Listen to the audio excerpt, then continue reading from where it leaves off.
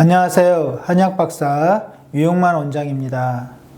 이번 시간에는 ADHD와 흔히 동반되는 정신질환에 대해서 말씀드리겠습니다. ADHD 아동의 절반 이상이 한 가지 이상의 정신과적 장애를 동반하고 있습니다. 특히 학습장애, 품행장애, 적대적 반항장애, 불안장애, 우울장애, 틱장애를 흔히 동반합니다. 중요한 것은 정신질환 동반 여부와 함께 어떤 정신질환을 동반하고 있느냐에 따라서 치료 방법과 애호가 달라진다는 점입니다. ADHD와 함께 발생하는 대표적인 정신질환은 다음과 같습니다. 학습장애란 듣기, 말하기, 읽기, 쓰기, 추론 또는 산수, 계산 등의 능력을 획득하여 사용하는데 곤란을 겪는 것을 말합니다. ADHD 아동의 학업 성취도는 일반 아동에 비해서 낮게 나타납니다.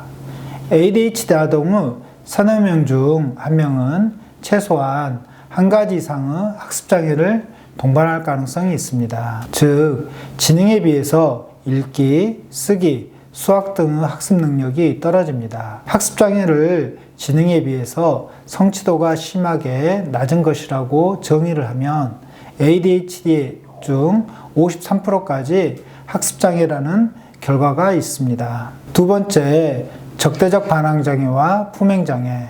ADHD 아동들은 어른에게 복종하지 않고 반항적이며 화를 잘 내고 말다툼을 자주 하는 적대적 반항장애에 속하는 행동들을 흔히 보이고, 이러한 반항성 장애는 품행장애로 발전하게 됩니다. ADHD 아동의 35%에서 70%에서 반항성 장애가 나타나고 약 30에서 50%에서는 품행장애가 나타나는 것으로 보고됩니다. 이런 아동들은 다른 사람들에게 과민하게 반응해서 때때로 기분이 나쁠 때 남에게 욕설을 퍼붓거나 밀치거나 또는 폭력을 행사하기도 합니다. 세 번째, 불안장애.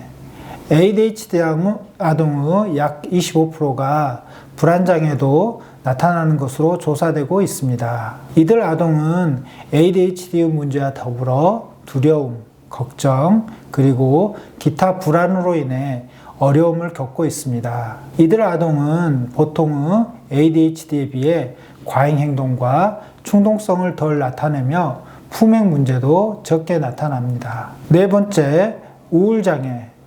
ADHD 아동들의 약 3분의 1에서 우울증이 동반되는 것으로 보고됩니다. 일반적으로 어린 연령에서는 우울증이 적게 나타나고 ADHD가 시작된 후 몇 년 후에 우울증이 나타납니다. 그러므로 ADHD가 있더라도 어린 나이에서는 우울증이 잘 보이지 않고 사춘기에 들어서면서 우울증이 증가하게 됩니다. 다섯 번째, 틱장애와 뚜렛 증후군. ADHD 아동들은 틱장애를 흔히 동반하는데 특히 뚜렛 증후군을 가진 아이들의 50에서 60% 정도가 ADHD를 동반하고 ADHD 아동들의 30에서 50%는 만성 틱장애나 뚜렛 증후군을 동반합니다. 대체로 ADHD는 틱보다 2.5년가량 먼저 발생하는데 어떤 경우에는 뚜렛 증후군이 나타난 이후에 ADHD가 발생하기도 합니다. 그리고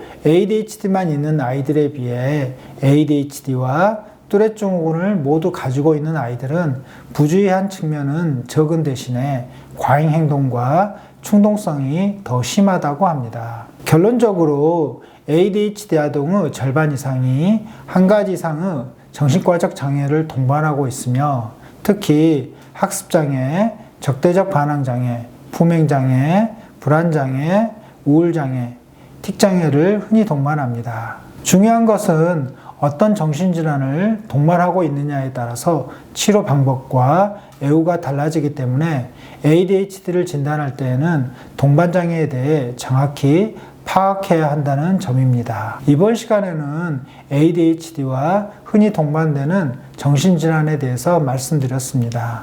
감사합니다.